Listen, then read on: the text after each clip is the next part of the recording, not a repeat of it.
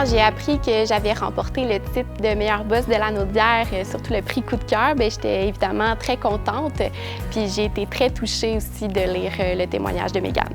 Stéphanie mérite le titre de meilleure boss en raison de sa bienveillance. Elle met plein de trucs à notre disposition. Par exemple, on a le droit d'utiliser le poste d'ordinateur quand on veut avancer nos travaux et que nos tâches sont terminées. On a aussi des collations qui sont mises à notre disposition parce que parfois, c'est un peu difficile d'avoir le temps de souper entre la fin de notre journée d'école et revenir au travail.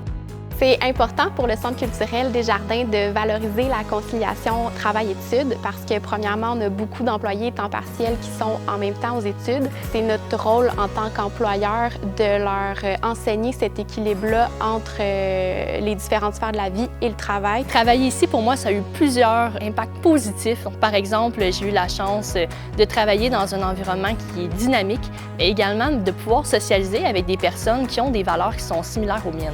En sentant notre engagement envers eux, ils vont se sentir en confiance puis ils vont vouloir rester longtemps. C'est très bon ça pour autant l'employé que l'employeur. C'est le fun de savoir qu'on peut avoir un employé sur plusieurs années.